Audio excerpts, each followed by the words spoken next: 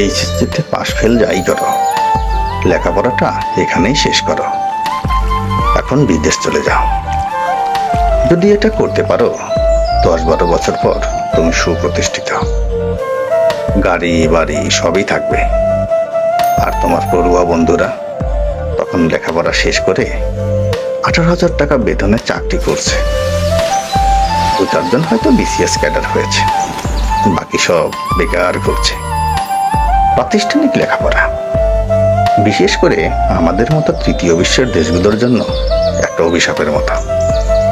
সময় মতো কিছু শেষ করতে পারবা না, শেষ করলেও চাকরি পাবা না। চাকরি পেলেও পেটে 3 বেলা ভাত দেওয়া ছাড়া এটা দিয়ে আর কিছু করতে পারবা না। 18 থেকে 30 একটা মানুষের জীবনের সবচেয়ে দামি সময়।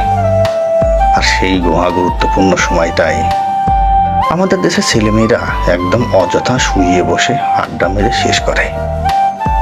এটা তাদের দোষ না, আমাদের সিস্টেমের দোষ। সিস্টেম এই দেশে কখনো বদলাবে না, সমাজও ভালো হবে না। সমাজ কখনো ভালোর দিকে যায় না, বরং তারা উল্টো দিন দিন খারাপের দিকে যায়। শুধুমাত্র উচ্চ শিক্ষা নিতে গিয়ে লাখ লাখ ছেলে মেয়ের জীবন সে দেশে নীরবে নষ্ট হচ্ছে, কেউ তা টেরও পাচ্ছে না। বিদেশে গিয়ে 10-12 বছর কামলা দেওয়ার যাই করো, নিজের শ্রম দিয়ে উপার্জন করে আর্থিকভাবে স্বাবলম্বী হবার পর জীবনে তাকিয়ে দেখবে লেখাপড়া আসলে তেমন কোনো গুরুত্বপূর্ণ বিষয় না। প্রাতিষ্ঠানিক শিক্ষা না থাকলেও জীবনে তেমন কিছু আসে যায় না। যারা জ্ঞানী হবে, ডাক্তার হবে, যাদের কোনো স্পেশাল কোয়ালিটি থাকে, তারা লেখাপড়া করুক। তোমার বিজ্ঞানী হবার দরকার নেই, ডাক্তার হবারও দরকার নেই, তোমার স্পেশাল কোনো গুণও নেই। তোমার শিক্ষার একমাত্র লক্ষ্য একটা চাকরি। নিম্ন মধ্যবিত্ত কিংবা মধ্যবিত্ত পরিবার থেকে আসা প্রতিটি জীবনে লেখাপড়ার উদ্দেশ্যই হচ্ছে একটা চাকরি।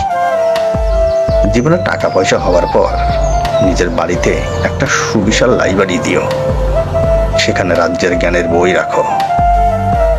শিক্ষা যদি জ্ঞান অর্জনের জন্যই হয়, তাহলে একাডেমিক লেখাপড়া না থাকলেও চলে। সেই লাইব্রেরিতে বসে বসে জ্ঞান অর্জন করিও, তো অবশ্যই সেটা টাকা অর্জনের পর।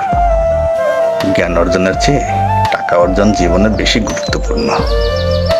এটা তখনই বুঝবা যখন বয়স 30 পার হবে, কিন্তু তখন আর কিছু করার থাকবে না।